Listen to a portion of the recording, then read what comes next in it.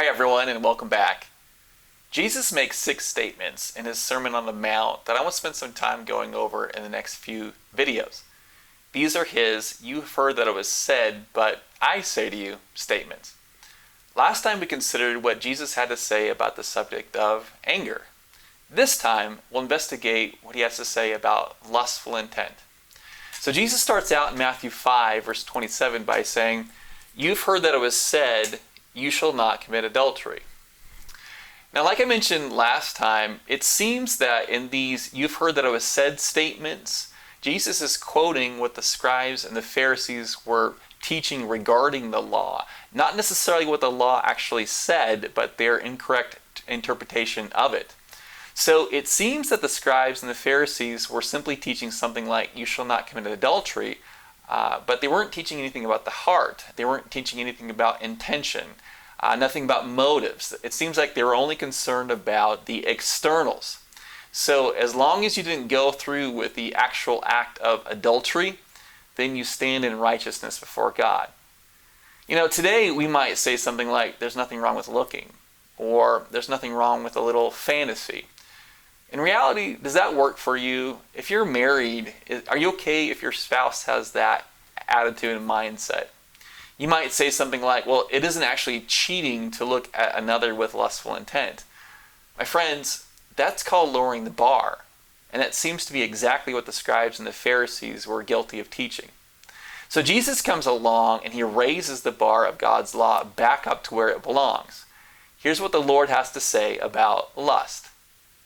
Matthew 5:28 says, "But I say to you that everyone who looks at a woman with lustful intent has already committed adultery with her in his heart." Now, Jesus is not talking about the strong feelings of desire and possession that a husband and a wife rightly have for one another. Those feelings in the context of marriage are actually sanctioned by God. No, the type of lust that Jesus is condemning is that to which we have no right to.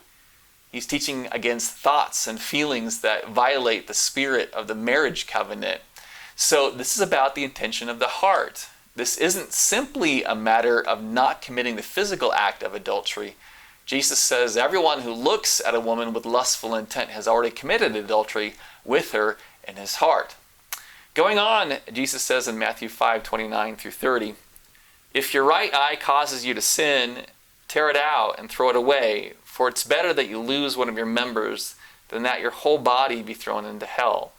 If your right hand causes you to sin, cut it off and throw it away, for it's better that you lose one of your members than that your whole body go into hell." Now, Jesus is not telling us to actually remove our eyes and our hands, but he is teaching us to deal drastically with that which causes us to sin. So if our eye causes us to sin, we're to act as if we have no eyes and not look at those sinful things. Same concept with our hands. My friends, this is a fight. It's a fight for our hearts. So are we protecting our hearts and our minds by being careful with what we see and what we hear and what we do? Now, what does Matthew 5:29 through 30 look like today? It might look like limiting access to your laptop or your phone or your tablet. It might look like installing filters on your electronic devices. There are several apps, free or subscription, that offer legitimate protection and accountability. It might look like changing the way you watch and listen to media. For example, your screen time might actually have to occur in a public room, like a living room. Your screen might have to be facing other people at all times so they can see what you're watching. Again, that's an accountability kind of thing. It might look like removing devices from your house. I'm talking about removing your computer if it causes you to sin. If your TV causes you to sin, you might actually have to cut the cable. It might look like removing yourself from spiritually unhealthy situations. For example, if your friends refuse to stop using sexual innuendos, you might actually need to cut them off and find new friends. This might look like quitting your job and finding a new place to work if you find yourself having an inappropriate relationship with a coworker. Now, I realize that these suggestions might be considered drastic, but my friends, it's better that you lose one of your members than your whole body be thrown into hell. That's what Jesus is teaching. He's teaching us to protect our hearts against things like lust and to do so at all costs. Thanks for watching.